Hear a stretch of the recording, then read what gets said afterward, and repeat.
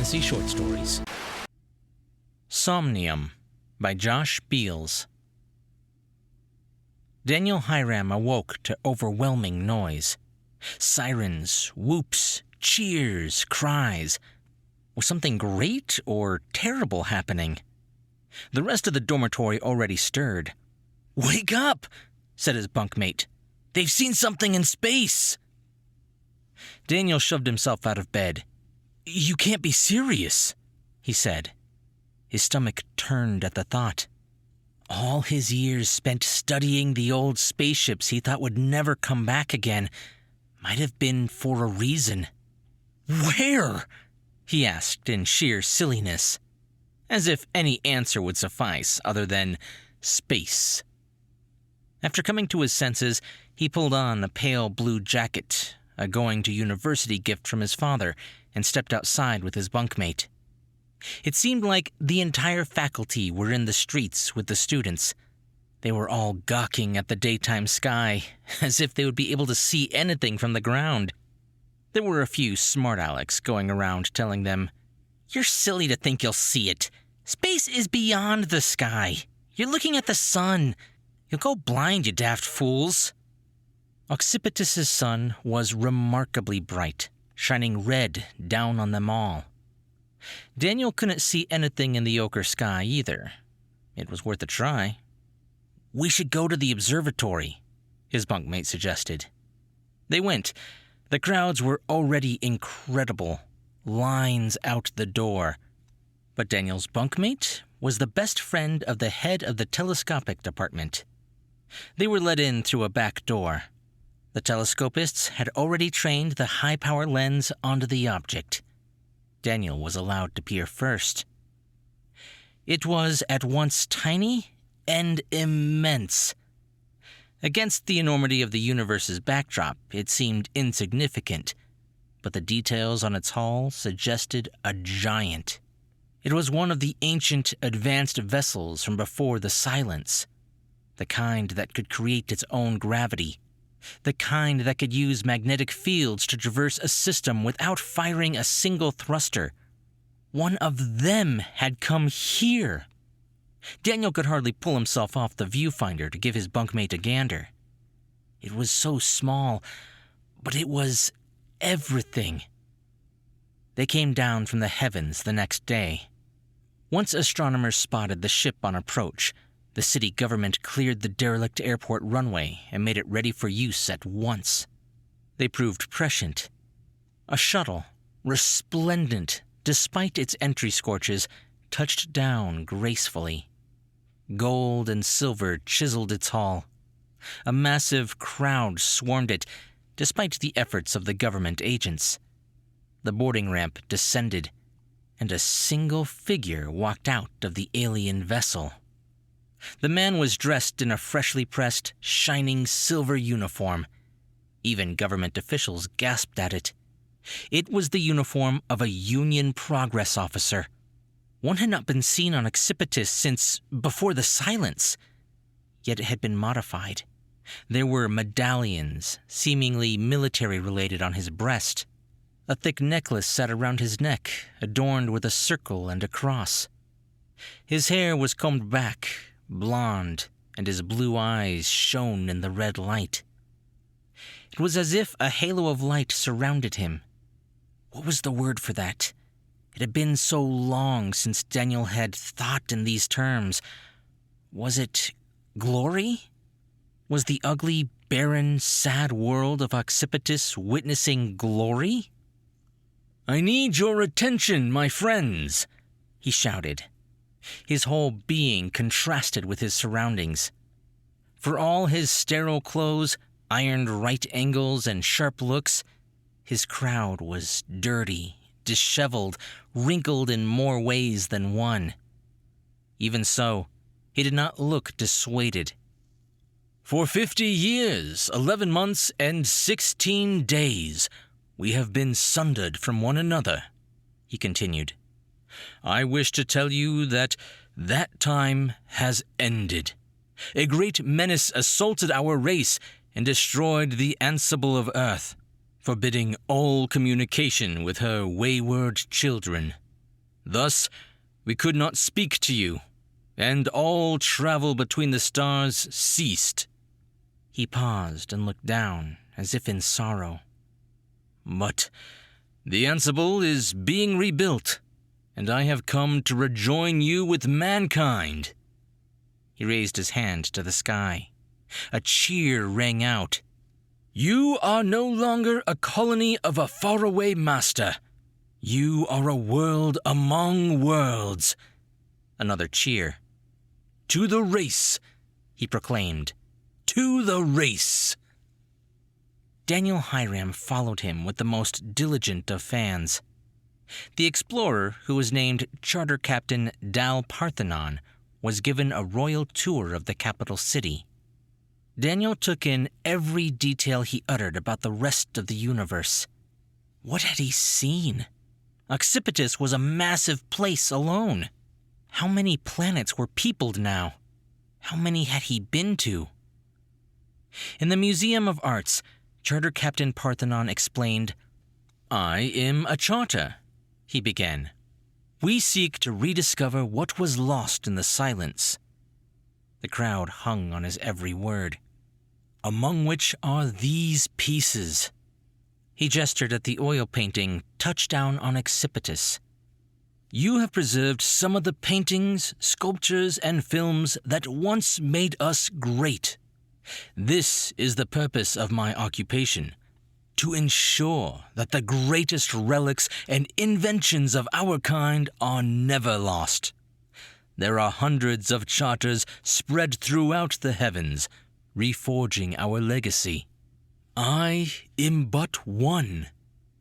The crowd applauded at his passion. There was nothing more noble. He preserved humanity's future by preserving its past. Daniel watched the changes unfold around his city as he finished his college degree. Factories went up all around the city, belching their pollutants in the air. One thing the Occipitans had not missed since they lost contact with the Union. But this time, they were told it was necessary. Captain Parthenon's ship needed supplies and repairs for its long journey. It had been among the stars for a few years already. It needed thruster components, communications equipment, replacement hull plating. All things Occipitus was previously incapable of supplying it. The Occipitans built and staffed the factories enthusiastically. Daniel also watched as the Museum of the Arts, the crown jewel of the planet, grew more desolate with each passing week. It had once been Daniel's favorite weekend occasion to spend an afternoon with a friend at the museum. It became pointless. He heard whispers from the faculty on each of his visits. "He said he can take better care of it up there," one said. "The captain said there's danger of one of our sandstorms damaging the paintings. I told him we haven't had one in the capital in 30 years, but he insisted." They stared at a huge, empty spot on the wall. The same excuse had prevailed for procuring most of the oils and watercolors. Soon mosaics followed too. Then, when an unprecedented sandstorm blew through the southern end of the city, miles away from the museum, the captain convinced the museum board to give up the sculpture collection. It was shipped piece by piece to the captain's ship, the Empyrean throne, in orbit for safekeeping. Daniel couldn't fault the board for caving. The entire population of the planet was obsessed with the captain. They would invite riot to refuse him. Daniel Hiram graduated Occipitus Technical College with honors and a degree in aeronautical engineering. The captain's Empyrean throne still hovered unseen above the planet. Daniel remained obsessed with him then, despite the slights against the museum and despite the factories. So, when Charter Captain Parthenon returned to the planet to make his final speech, Daniel showed up. "It is with sorrow that I depart you," the captain began, contorting his face in sadness. This is a great world, and we have discovered much. But I leave you with one final request. It is my desire not to leave Occipitus without allowing the rest of the race the opportunity to witness this planet's genius. If you desire to see the rest of this beautiful universe, I beg you to consider applying to return to the Earth with me. With that, I bid you farewell." He stepped off the stage. There was a surge towards the application stands in the neighboring building. Daniel went with them. Wasn't this what he was made for? Only on the way off the planet, watching Occipitus shrink through a thick porthole, did Daniel realize the captain had reaped a veritable harvest of his planet, its resources, its art, and now its best and brightest. 15 years later. The magnetocore of the Royal Hammer pulsated with a low hum in the bowels of the ship. It had set out from 10th some weeks ago and thundered through the heavens towards a rapidly growing shard of metal. The metal was shaped oddly, as if a dozen cubes had been smashed together and then welded as one. A name was painted in plain white on its gunmetal flanks: Somnite. Daniel Hiram gazed out the narrow porthole on the bridge of the Hammer, trying to decide if he had made the right decision to come here. Either way, it was too late now. He tried to think of what had run through his mind when he had first learned of the station's location. The records of the old Union held many secrets. The fact that all of them had not been discovered already surprised Daniel. Decades had passed since the Union fell apart and Earth was rediscovered. Mountains of drives, skyscrapers full of filing cabinets, and basements crammed with servers held the wealth of the Union's knowledge. Hidden among them were the codices, the fonts of information that the dead regime had compiled during its long existence. These codices were the keys to rediscovering lost colonies among the stars, maintaining complex technologies and arcane inventions the arrogant scientists of Earth should never have delved into. Just one codex could make a man's fame or fortune. Most often, both. Daniel Hiram had found one codex of seeming unimportance at first. Wanting desperately to fast-track his way to the Charterhood, he had pooled his life savings from serving aboard the military vessel Direheart and bought a data storage unit from a faculty on the outskirts of Atlanta. They were expensive. Each one had a chance of having a codex. Though they could harbor immense wealth, the government sold them off to get rid of the massive waste of space that was a Union data unit. They were the size of a shipping container. The policy also served to rekindle the light of exploration in the minds of those still on Earth. Every codex led to a new invention, a new ship, the location of some hidden artifact. It brought the soul back to mankind. Daniel would never forget the moment he walked inside his freshly pried-open data unit. On first glimpse, it was empty, save for a console at the center of the chamber. The console displayed 2 words: "Viewer accepted." The words vanished and a wall of text appeared. At first, indecipherable. But Daniel had a very specific set of knowledge. He had made his way in the military as a bridge technician. This was exactly his skill set. Hidden in the wall of text was a series of coordinates, and the following paragraph hid an encrypted description of the secret hidden at the destination. It was a late Union script which Daniel translated with ease. A simple description. At 199.333.401 minus 222114, Somnite Station, Doctors Diamond and Lindsay have fulfilled their purpose. 12 copies have been ordered, but production has been stalled. This console is to be viewed only by the team leader to visit the station and encourage the completion of the products. If the products are not delivered, a series of letters are prepared for dispatch. Acquire products at all costs. Evidently, whatever expedition they had planned never departed. The Union must have fallen before they had the chance. Further reading in the console revealed that the nature of the product that Dr. Diamond and Dr. Lindsay had created was paradoxical in nature. Delving deep into the machine's code yielded a short correspondence between Union Command and the rogue doctors. UN. The device is the legal and intellectual property of the Union. You know what rights you signed away on your contract. DI. Myself, Dr. Lindsay, and the crew of the Somnite are in agreement. This device cannot be used. Be grateful we have not destroyed it already. UN. And why have you not destroyed it already indeed? DI. You cannot understand. It's entirely outside of your knowledge.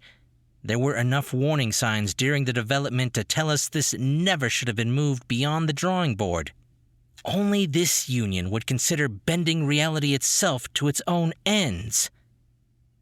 The system registers a pause. UN. Are you questioning the moral and ethical foundations of the Hemispheric Union, Doctor? DI. My word is final. I cannot give you the device. UN. It is my word that is final, Luke Diamond. If you do not surrender the device, you will be deemed an enemy of the people. No reply. End transcription. It was just enough to thrill the imagination. Bend reality? Warning signs? The rest of the documentation, without revealing the true functionality of the device on Somnite Station, indicated the strange occurrences that appeared during its use. Strangers walking the halls of the station. Figures seen eating in the mess hall in the middle of the night. One crew member that became convinced a copy of himself stalked his every move. As the records went on, they grew vaguer. Then they cut off entirely. After the correspondence with the Union Command, it appeared that the doctors cut off communication completely. Nothing could have driven Daniel more. It was every impetus rolled into one. This was his chance to realize the dream he pondered since a child, to make famous the title of charter once again. It had been sullied, subject to criticism it deserved not, but with a grand enough result, it could be redeemed. Begin deceleration. Look for the docking port, Charter Captain Daniel Hiram ordered. Bring us in gently. Do not hail. Put the hull imaging on the screen. His small crew obeyed his orders. Among them were a medical officer, an engineer, a technician, and a Marine. None of them would be coming aboard the Somnite with him. This was something he had to see for himself, and he had no desire to put any of them at unnecessary risk. The screen displayed to the scarred hull of the Somnite station. Light meteorite impacts had scorched and scratched the steel, but the thick plating had kept the station from depressurizing. No ships were docked, but 2 shuttles sat dormant in the airless hangar. It seemed there was a chance that someone still lived aboard. The chances were slim, though. No one could have visited this station in at least 60 years. Even the most advanced renewability technology could not make food or water last so long. The airlock systems are responding, sir, said First Officer Laura Thoreau. She doubled as the medical doctor for the crew. The connections are intact and fully automated. At least docking won't be one of our worries, Daniel replied. He let his eyes trace the length and breadth of the station. As mini-thrusters guided them closer to the jutting docking arm, the Somnite loomed up above like a mountain. The more he thought about the place, the more he realized he didn't know about it. Yes, there had once been a Union crew aboard. They had built it. Yes, the machine he searched for was deep within. What else was there, though? For a long time, he had assumed that the station's original purpose was to build the machine, and only the machine. What if the Somnite held more mysteries than the one he sought? Was he ready to reveal yet another horrible secret of the dead Union? Docking clamps rumbled and clunked into place. The automated system developed by the Union allowed the process to conclude smoothly and without intervention. In a moment, the consoles in front of First Officer Thoreau turned green. Lock complete. Daniel walked to the embarkation room where the hardsuits hung on the wall. First Officer Thoreau stayed at her station, while Marine John Graham and Engine Master Michael Ryazanov locked each piece of the captain's hardsuit into place. The name fit well, especially for this one. In addition to the usual protections against the vacuum, the suit was armored for light combat. The yellow chevrons of captaincy marked his pauldrons. Marine Graham maglocked a heavy pistol to Daniel's hip. The weapon had followed Daniel Hiram ever since his first days on Earth, when he had needed to fend for himself. He never told anyone, but he had named the weapon the Beacon because it lit up his enemies. Daniel figured the joke would be too on the nose to humor anyone. "Engage no one if possible," John Graham advised. "If there are multiple contacts, just say and I'll come." "You talk about it like the crew will be there waiting for me," Daniel answered.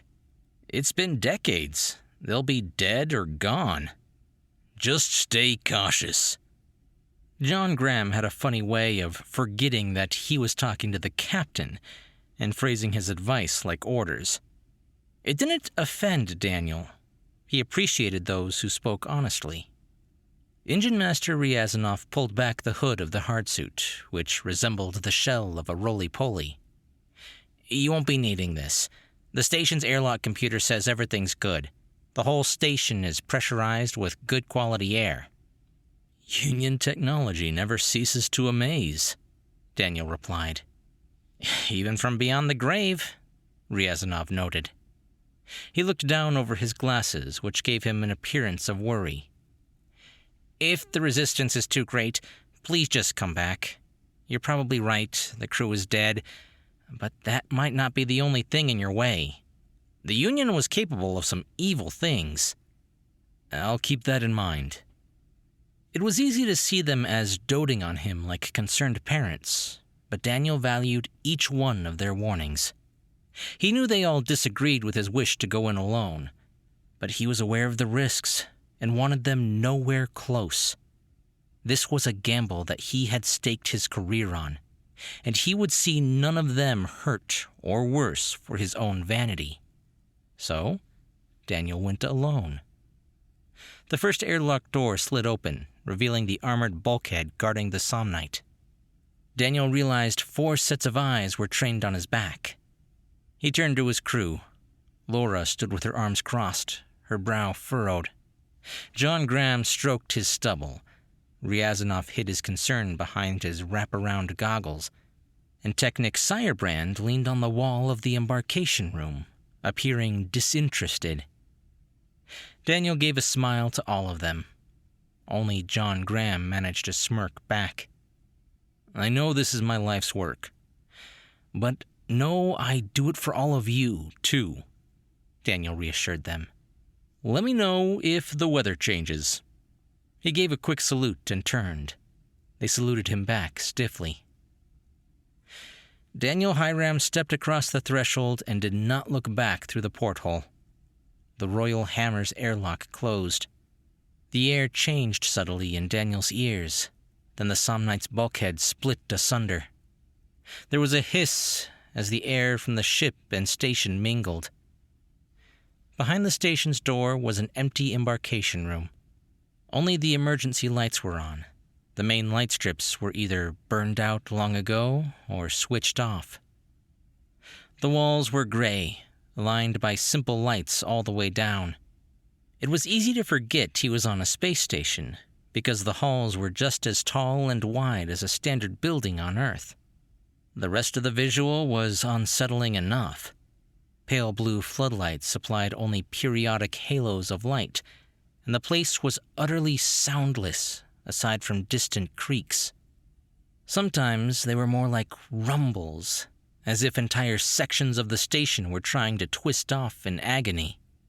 Daniel was well-versed enough in astronautics to know it was just the hull of the Somnite weathering solar wind and the settling of its ancient metal. He stepped beyond the airlock chamber, leaving behind the highly valuable Union hardsuits lining the walls. They would fetch a hefty price with their vintage appearance and advanced subsystems, but they would have to be left behind for now. Daniel came to a fork in the corridor, where the hallway leading out to the embarkation chamber intersected with another. A distant creaking resounded again, sending out a distinct pitter-patter, pitter-patter. If he didn't know the station was empty, he might have thought it was a pair of frightened feet. A series of signs were etched into the walls at the intersection. Left, mess, recreation, quarters. Right, power, research and development, systems. Each avenue led in two totally separate directions. They would probably connect again in another section, but it might be a while before it were possible. If memory of the station's layout served, there were only two entrances to each wing. Once Daniel entered one of the wings, the only ways out would be turning around or powering through. In the true way of a Hiram, however, Daniel picked neither left nor right and continued straight forward. Chance rewarded his choice at once.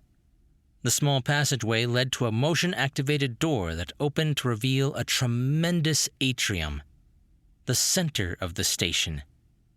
Daniel had heard about these. Research had shown it was essential for station workers to be given some simulation of day and night. Else their circadian rhythms would run out of sync with the unchanging stillness of the heavens, driving them to slow depression. The atrium ceiling was a massive, transparent dome, letting in starlight from a field of burning suns. Red, yellow, white, blue. They stared back at Daniel. The station cycle was in night. Midnight, it seemed, as the adjustable filters in the dome let in the maximum level of light from the starfield. The Somnite was steadily turning, set subtly spinning by some hidden thrusters decades ago to give it the impression of day and night. Now, the dome gave view to the stars. In 12 hours, it would reveal the star in closest proximity to the station, Somnium. There would be only a few more windows in the station to avoid breaking immersion in the day-night cycle. A crunch resounded from behind Daniel, who had walked to the center of the atrium in his amazement. He twisted around, his hand resting on the beacon. A figure sat there, staring back in surprise. Daniel blinked. The table was empty. The figure had been chewing. The flash hadn't given him enough time to see any more detail. Daniel elected to ignore that occurrence entirely. There was no one on the ship. There were only things Daniel was here to find. He wondered if it had been a good idea to keep the identity of the technology a secret from the crew. It was still a mystery to Daniel, too, but at least he knew the general outline. It was an invention gone wrong, one that had even violated the morals of Union scientists.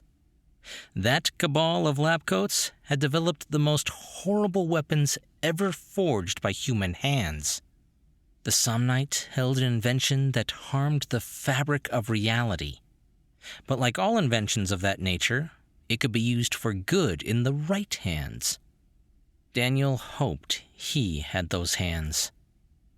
He decided to make his way for the largest wing of the structure, research and development. There could be no other location for the most important possession of the station. Daniel backed out of the atrium and returned to the intersection at the entrance. For a moment, he thought he saw a loose bolt on the airlock door, but decided to keep on toward the research wing. His mind was playing tricks on him. He couldn't blame it, really. He was on a 60 years derelict station, alone. Of course, every horror film and mystery novel from his youth would travel forward in time to haunt him. The research wing's design differed from the rest of the Somnite. Its corridors were pale white rather than the unpainted gunmetal gray of the halls outside.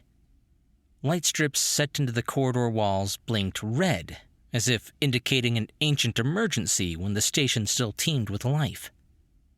Whatever alarm accompanying it had probably run out of battery before Daniel was born. Daniel gazed down a long hallway to the center of the wing. A massive vault door stared back. On the lock wheel, like those on naval vessels to keep them watertight, a lanyard hung limply. Daniel approached it slowly. On either side of the hallway, sealed doors seemed to watch his passing. He stepped close enough to read the lanyard. Somnite Discovery Program, 30 years of success. The lanyard connected to a keycard wedged in a slot on the wheel. He carefully slipped it out. A green indicator blinked to red. The card read, Dr. Anna Lindsay. It made no sense. The card was left here, but no one remained. Maybe she had left the card in the door and gone inside the vault? Daniel realized he wasn't being thorough enough. He needed to know what happened to the crew, almost as much as he needed to have whatever rested inside the vault. It was a personal curiosity, sure, but wouldn't he need to explain how he got the invention? The whole world's eyes would be focused on him when he returned with the device. He pressed a button beside the door closest to the vault. It slid open with a hiss. A skull smacked against the floor. Daniel stepped back, barely suppressing a shout. Not just a skull, a skeleton, wearing clothes appearing as clean as the day they were put on. Dr. Lindsay? Daniel found himself saying into the silence. He turned to the vault. He noticed then a scorch mark on the vault bulkhead, then another, then one more on the skeleton's sternum. Shot while trying to get inside, Daniel thought. Or protecting someone who did get inside. He found his hand resting on the beacon. It was time to enter the vault. He slipped Dr. Lindsay's keycard into the wheel and turned it with great effort. Automation did the rest. The vault door swung outward, revealing a lightless chamber inside. Daniel stepped within and drew the beacon. He swept its barrel-mounted light over the night-black interior of the vault. Circuit boards, piping, and heat sinks covered the smooth, curved walls. The entire chamber resembled a sphere. Daniel stood on a flat platform at its base. A walkway extended to the center, where a chair sat before a box. An empty chair. Daniel guessed someone had stopped whoever tried to enter the vault. Dr. Lindsay, in all likelihood, if she and the skeleton were one and the same. The walkway hummed with reverberation as Daniel approached the box. He combed back the roly-poly shell of his helmet and sat down in the chair. The box was featureless, aside from 3 buttons and a tiny screen. It was nothing complex. Daniel saw the light burn marks from digital numerals. When he adjusted his weight on the chair, the display lit up. Red numbers appeared. 1034, 30.11.3212. A cold object rested on the back of his head, circular. With a slight pressure, for a second, he gave it the benefit of the doubt. Maybe it was part of the machine. Maybe it needed an interface with the brain. Yet, the pressure was too subtle for machinery. It pressed against his skull with a purpose. A breath. Someone gulped down a draft of air. There was no way to spin around and win some kind of quick draw. So Daniel did the only thing that had a chance to preserve him. He mashed all the buttons on the box at once. The screen flickered and changed and blinded him. His hard suit weighed heavy on his shoulders. The airlock sealed behind him with a hiss. Had he just woken up? Had all of that been a daydream? He picked through the memories, feeling his head hurt while he did. The box. It must have moved him here, back to where he started. Teleportation? Was that it? Was this the technology the Union had hidden away? If so, it could change everything. The way war was waged, how people were transported between the stars. There would be no more need for space elevators, no more need for bulky cargo haulers to crawl across the heavens to stem the tides of starvation. Anyone could go wherever they wanted, whenever they wanted. Daniel Hiram had to have it. If a charter had ever found something more valuable, he hadn't heard of it. This would change the nature of civilization itself. He reached backward to pull up his helmet so it wouldn't bounce around in its sheath, but he found it already extended. No harm then. Must have forgotten when he pulled it up. He reached the intersection of the corridors and went right. He was working up a run now. Daniel could barely contain his excitement. What would his crew say? Laura would be excited. Graham would smirk in his usual way, and Engine Master Ryazanov would demand to tinker with it through the night. The hall echoed with a pitter-patter with his heavy steps. But his progress was arrested.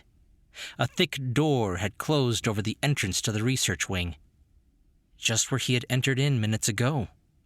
He must have triggered a lockdown protocol when he used the machine by accident. But then he remembered. In all his excitement, he had let it slip his mind. Someone had pressed a gun to his head. There was someone here. Maybe they had closed it. In that case, grabbing the box would be harder than he thought. Daniel drew the beacon. It's already mine, he assured himself. He set out the opposite way. Each wing had 2 entrances, so he would use the other. A hunger stirred in his stomach, however. He had been at this longer than he thought. In the excitement aboard the Hammer, he had forgotten to eat lunch, too. Daniel pulled a granola bar from the breast pocket of his hardsuit that he had joked he would save for a snack on the next exterior hull repair. He bit off a chunk of the bar and chewed. It had preserved well. He realized he ate inside the room where the crew had once eaten in generations past, and decided he would show his respects. He sat down on a bench, the beacon in one hand, the bar in the other. He was chewing when he realized someone was standing in the center of the atrium, staring right at him. He froze and blinked. The figure was gone. No, this had already happened, right here. No, that figure was unmistakable. It wore a heavy hardsuit, its roly-poly helmet down, allowing the starlight to bathe its face. It was Daniel. It clicked in his mind, too. When he had seen that frightened glimpse of someone in the atrium's mess hall earlier, it had been himself, too, eating. He stood up and held the beacon with 2 hands, raised to chest level. He let the granola bar break into crumbs on the floor. No more time for leeway. Dangerous technology, eh? Daniel thought. So this was the consequence. Artifacting. Like an erroneous smudge in a digital image, the device had imprinted a piece of the past on the present. Like it had translated Daniel's physical form ever so slightly wrong. It teleported Daniel in whole, but accidentally spit out a frozen image of him from a few minutes ago. Yes, that was it. Just a slight error. There were scientists that could fix that. The device would still be useful. It was still Daniel's prize. But that wasn't all. He had seen the false image before he had ever used the machine. First, he'd been the one standing in the atrium, staring at the chewing stranger. He had seen himself then, too. This wasn't the time to figure out all the theoreticals. This was the time to get the device and understand it later. He crossed the threshold into the command section. It connected to the atrium on the opposite end from the docks. The doors were all open, like someone had needed to vent a fire from the station. Daniel hoped that someone had done so decades ago, not a few minutes. As he passed the command dais, he noticed the words, "Hostile presence aboard," blinking in dire red script. He was sick of making guesses. Maybe it referred to him. Maybe it referred to whoever shot Dr. Lindsay. Maybe it was the fake him. It didn't matter anymore. The second entrance to the research wing was open. Daniel held the beacon pointed forward, approaching with care. He checked his corners, remembering every second of training for the charter ship. Quick movements. Survey every potential hiding spot, no matter how silly. Daniel looked in the air ducts. He looked in the trash bays. He looked in the bathrooms. He looked in every stall. There was a rumbling outside, then a creaking. The vault door. Daniel stuck his head just far enough out of the bathroom to see a figure step inside the chamber. This would have to be them, the one who had put the gun to his head. He went after them, keeping his footing as light as humanly possible in a hardsuit. He told himself the stranger couldn't hear the thuds of his boots on the plastic floor. Daniel came to a stop halfway across the walkway. The room was so dark, he could see only a silhouette of a head before him. They were looking right at him. He froze, finger tensing on the beacon's trigger. But it was only a trick of the dark. They were looking the opposite direction. Silhouettes were hard to judge. Inching forward, Daniel aimed the beacon at the stranger's head. Was he really willing to kill someone for this thing? He had spent most of his life hating Charter Captain Parthenon for exploiting people. How would the world remember him for killing one? It would destroy every good thing that could come from bringing back the technology. Fame? More like infamy. Praise? More like insult. Celebration? More like a trial.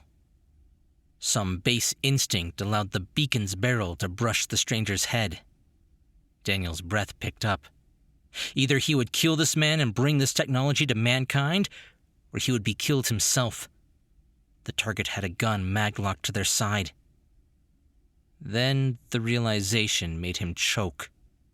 The beacon sat holstered at the stranger's side, yet it was the beacon trained on his head. The stranger wore a hardsuit with a granola bar tucked into a breast pocket, yet that granola bar lay on the atrium floor in crumbles. Daniel breathed in, and Daniel breathed back. Not teleportation at all, Daniel thought. Time. The horrors cascaded through his mind all at once. The ability to travel through time. The assassinations, the shifting tides of history. The empires rising and falling, victories clenched from the jaws of defeat. Like a billion voices crying out, "You can save us!" A hand reached for the box's buttons. Daniel Hiram pulled the trigger, and Somnite Station was empty.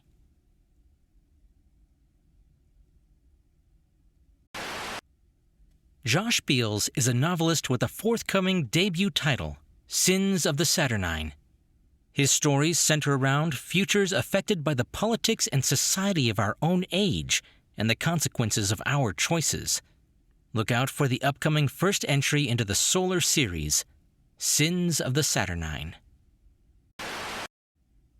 Hey guys, hope you liked that story. I've always found the topic of time travel and paradoxes really interesting because it actually touches upon the topic of free will. Like in this case, the guy goes through and sees himself the first time through. So sure, that's the paradox aspect of this story.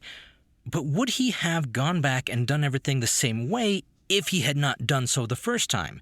If he hadn't seen himself or he hadn't felt the gun on the back of his head, would he have gone back through and put the gun to the back of his head? That's where free will starts to evaporate. Because he did it the first time, he had to do it the second time, and there was no actual choice. It really gets my brain just kind of aggravated at all the twists and turns of this topic. But he did a really good job with this story. I kind of like that in the end he actually did shoot himself and then everything just kind of disappeared. It was a really interesting take on the paradox problem, because in the end he did kill himself, ending the paradox. Usually these things just become kind of a time loop where it just continues to happen over and over. So I thought it was really fun. I hope you guys liked it as much as I did. If you did enjoy it, be sure to leave a comment and a thumbs up if you're on YouTube. Or if you're listening to the podcast version, I could always use more reviews over on Apple Podcast. I'm Chris Herron, and that's it for today's Tall Tale TV.